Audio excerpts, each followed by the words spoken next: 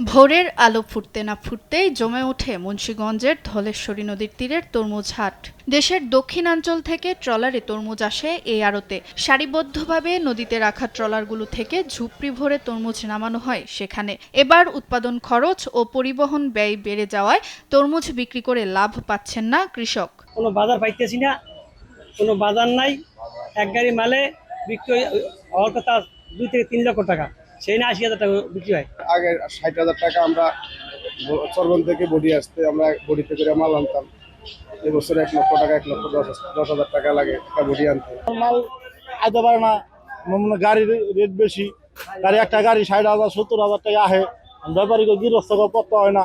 তবে এখন দাম কিছুটা কম থাকলেও বাজার ঊর্ধ্বমুখী বলছেন খুচরা ব্যবসায়ীরা। এখন মোটামুটি তরমুজ একটু বাড়তেছে দাম, আগে একটু সস্তা ছিল, এখন মোটামুটি ভালোই দাম বাড়তেছে।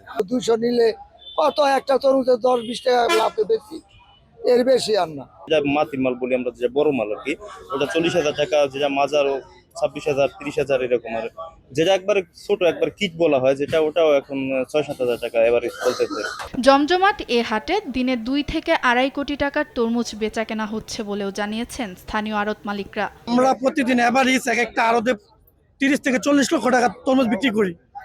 4 থেকে 5টা জাহাজ বিক্রি করি, এর মধ্যে গাড়ি আছে 5 থেকে 6টা। প্রতিদিনে মিলা এভারেজ মিলা 40 থেকে 50 হাজার পিস তরমুজ বেচা কিনা হয় আমাদের এখানে। অন্য সাইজ বুঝছে আপনার 5 কেজি 6 কেজি তরমুজ 80 টাকা 90 টাকা, আবার 10 কেজির উপরে তরমুজ 300 টাকা বিক্রি হয়। 12 কেজি 13 কেজি তরমুজ আছে 300-র উপরে দাম ওঠে পাইকারি। এখন কৃষক অনেকটা তরমুজ কমছে, তো যার কারণে আমদানিও কম, তরমুজের রেটও বাড়ছে। ভোর 6টায় শুরু হওয়া এ তরমুজ হাট সকালের দিকেই জমজমাট থাকে। সুপ্রিয়া তৃষা, নিউজ ডেস্ক, দেশ টিভি।